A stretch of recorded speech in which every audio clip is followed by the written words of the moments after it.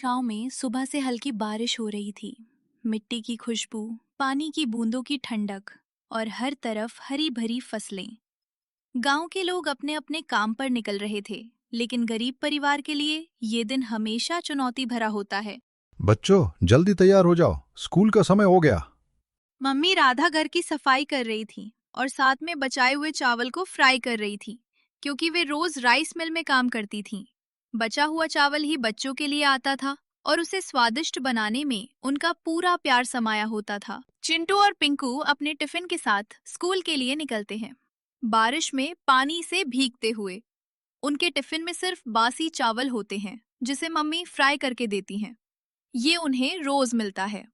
लेकिन स्कूल में कुछ बच्चे उनके टिफिन को देखकर हंसते और मजाक उड़ाते। उनकी आंखों में थोड़ी शर्म और उदासी थी।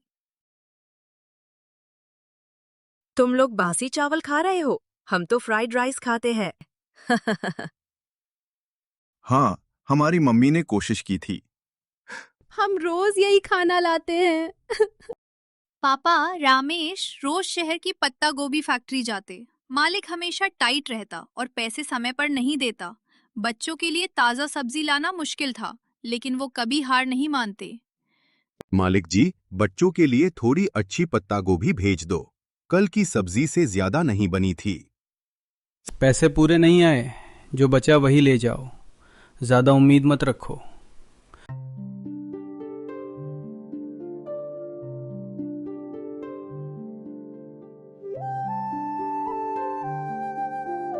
शाम ढल चुकी थी।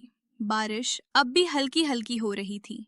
रामेश पूरे दिन की मेहनत के बाद घर लौट रहे थे। जेब में कुछ सिक्के थे, लेकिन जरूरतें उससे कहीं बड़ी थीं। घर जाने से पहले वो गांव की किराने की दुकान पर रुकते हैं। अरे रामेश, फिर आ गए उधार लेने? मैंने कहा था ना, उधार बंद है। हर हफ्ते आ जाते हो। दुकान कोई धर्मशाला नहीं है। भाई, बच्चों के लिए थोड़ा राशन दे दो। 2 दिन से ढंग का खाना नहीं खाया उन्होंने। कल फैक्ट्री से पैसे मिलते ही लौटा दूंगा। मैं हाथ जोड़ता हूँ। हर बार यही कहते हो, कल कल कल।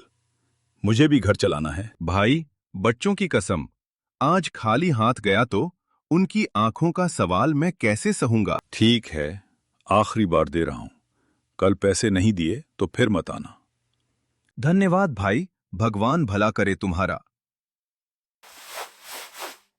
दरवाजा खुलता है। पापा अंदर आते हैं। बच्चों की आंखें चमक उठती हैं। पापा, आज क्या लाए?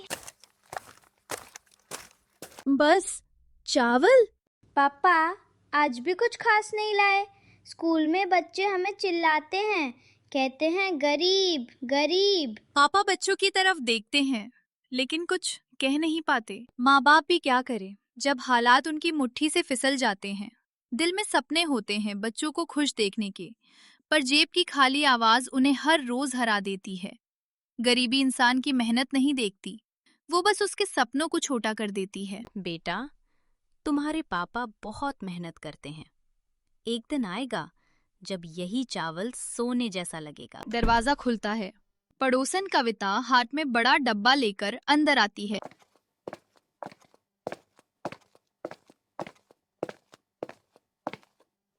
अरे राधा, आज मेरे घर से 5 स्टार होटल जैसा खाना बना है। सोचा तुम्हारे बच्चों को भी चखवा दूं। आखिर बच्चे तो बच्चे होते हैं। सच में आंटी? 5 स्टार? मम्मी प्लीज खाने दो ना। मम्मी थोड़ा हिचकिचाती हैं, लेकिन बच्चों की खुशी देखकर मना नहीं कर पाती। कभी कभी अच्छा खाना भी खा लिया करो, रोज तो वही बासी चावल। राधा प्लेट में खाना परोसती है। खुशबू तेज है। बच्चे जल्दी जल्दी खाने लगते हैं। अचानक मम्मी, मेरे पेट में दर्द हो रहा है। मम्मी, मेरा भी। मम्मी, मम्मी, मेरे पेट में दर्द हो रहा है। हे भगवान, क्या हुआ बच्चों को? दादी तुरंत समझ जाती हैं। मम्मी पापा उन्हें हॉस्पिटल ले जाते हैं। आप लोग शांत रहिए। बच्चों को फूड इन्फेक्शन हुआ है। शायद खाना ठीक नहीं था या बासी था। मम्मी की आंखें भर आती हैं। डॉक्टर साहब, मेरी गलती है। मैंने पड़ोसन का खाना दे दिया। बच्चे खुश हो रहे थे। देखिए, गलती की बात नहीं है। आगे से ध्यान रखिए। बच्चों को साफ और ताज़ा खाना दीजिए। हम दवा दे रहे हैं, कुछ घंटों में ठीक हो जाएंगे। डॉक्टर साहब, सच बताइए, कुछ गंभीर तो नहीं? नहीं, घबराइए मत, बस इन्फेक्शन है। लेकिन बच्चों की सेहत से कभी समझौता मत कीजिए। आप मजदूरी करते हैं? जी, पत्ता गोभी की फैक्ट्री में पैसे पूरे नहीं मिलते, पर बच्चों के लिए कोशिश करता हूँ। डॉक्टर कुछ सेकंड उन्हें देखते हैं। गरीबी बुरी नहीं होती, लेकिन बच्चों की सेहत सबसे बड़ी दौलत है। आप जैसे मेहनती माँ बाप ही असली अमीर होते हैं। पापा की आंखों में आंसू आ जाते हैं। उस छोटे से सरकारी अस्पताल की सफेद दीवारों के बीच दो माँ बाप का दिल डर से कांप रहा था। पैसों की कमी से लड़ते लड़ते वो थक चुके थे, लेकिन अपने बच्चों के दर्द से हारना उन्हें मंजूर नहीं था। कभी कभी जिंदगी हमें गिराकर नहीं, जगाकर मजबूत बनाती है। कुछ देर बाद नर्स आती है। अब बच्चे ठीक हैं, दर्द कम हो गया है। मम्मी अंदर जाती हैं। मम्मी, अब हम किसी का खाना नहीं खाएंगे। हमें आपका बनाया चावल ही चाहिए। राधा, अब और नहीं। हम अपने बच्चों को कभी किसी के सामने झुकने नहीं देंगे। हाँ, अब समय आ गया है कुछ नया करने का। हम अपने हाथ का खाना ही सबको खिलाएंगे, ताकि कोई हमारे बच्चों को गरीब कहकर ना हंसे। दादी गुस्से में पड़ोसन के घर पहुंचती हैं। कविता, तुमने बच्चों को क्या खिलाया? दोनों पेट पकड़कर रो रहे हैं। अरे अम्मा जी, गरीब लोगों को ऐसा ही खाना मिलता है। औकात ही क्या है आपकी? 5 स्टार खाना हजम नहीं हुआ क्या? औकात की बात मत कर कविता। हम गरीब हैं, लेकिन गिरा हुआ खाना नहीं खिलाते। मेरी बहू मेहनत की रोटी खिलाती है, जहर नहीं। पड़ोसन तिरछी मुस्कान देती है। हॉस्पिटल से घर लौटने के बाद घर का माहौल शांत था। बारिश अब भी हल्की हल्की गिर रही थी। रसोई में बस थोड़ा सा चावल और एक पत्ता गोभी बची थी। तभी माँ के मन में एक ख्याल आया, क्यों ना इन्हीं से कुछ नया बनाया जाए। थोड़ा सा नमक, थोड़ी मिर्च और प्यार, बस इतना ही तो चाहिए। कढ़ाई में तेल चढ़ता है। पत्ता गोभी की खुशबू पूरे घर में फैल जाती है। चावल मिक्स होते ही आवाज आती है। उस छोटी सी रसोई में सिर्फ खाना नहीं, उम्मीद पक रही थी। माँ थाली में गर्मा गर्म पत्ता गोभी फ्राइड राइस परोसती है। वाह माँ, आज तो बहुत टेस्टी बना है। इतने सिंपल सामान से इतना स्वादिष्ट। बाहुरानी, तुम्हारे हाथ में जादू है। तभी दादाजी के दिमाग में एक चमक आई। सुनो, क्यों ना हम इस फ्राइड राइस का ठेला लगाए बाजार में? सब शौक हो जाते हैं। ठेला? पर अभी बारिश का मौसम है। अरे इसीलिए तो बारिश में लोग गरम गरम खाना खाना पसंद करते हैं, और जब टेस्ट अच्छा हो तो ग्राहक खुद चलकर आते हैं। पर मैं अकेली कैसे? इस बार तुम अकेली नहीं हो, हम सब साथ हैं। अगली शाम हल्की बारिश के बीच एक छोटा सा ठेला बाजार के कोने में लगा। उस पर लिखा था, माँ के हाथ का गर्मा गर्म फ्राइड राइस। देखो, पता नहीं लोग खरीदेंगे भी या नहीं। क्यों नहीं खरीदेंगे? आपने इतनी मेहनत से सामान लाया है और मैंने दिल से बनाया है। बारिश की ठंडी हवा में जब गर्मा गर्म पत्ता गोभी फ्राइड राइस की खुशबू फैली, तो बाजार में गुजर रहे लोगों के कदम खुद ब खुद उस ठेले की ओर मुड़ने लगे। एक आदमी रुकता है। भाई, क्या बना रहे हो? जी, पत्ता गोभी फ्राइड राइस है, अभी अभी बनाया है। अच्छा, एक प्लेट देना।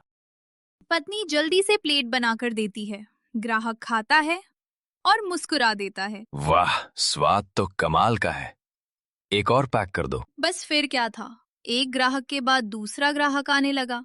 थोड़ी ही देर में ठेले के पास कई लोग खड़े हो गए। भैया, हमारे लिए भी 2 प्लेट बना दो। मिर्च थोड़ी ज्यादा डालना। भीड़ देखकर रमेश अपनी पत्नी की तरफ देखता है। देखा, तुम्हारे हाथ का स्वाद लोगों को पसंद आ गया। ये सब आपकी मेहनत का फल है। उस बरसाती शाम में उस छोटे से ठेले पर सिर्फ फ्राइड राइस नहीं बन रहा था, बल्कि एक गरीब परिवार के नए सपनों की शुरुआत हो रही थी। उस बरसाती शाम को लगाया गया वो छोटा सा ठेला धीरे धीरे पूरे गांव में मशहूर हो गया।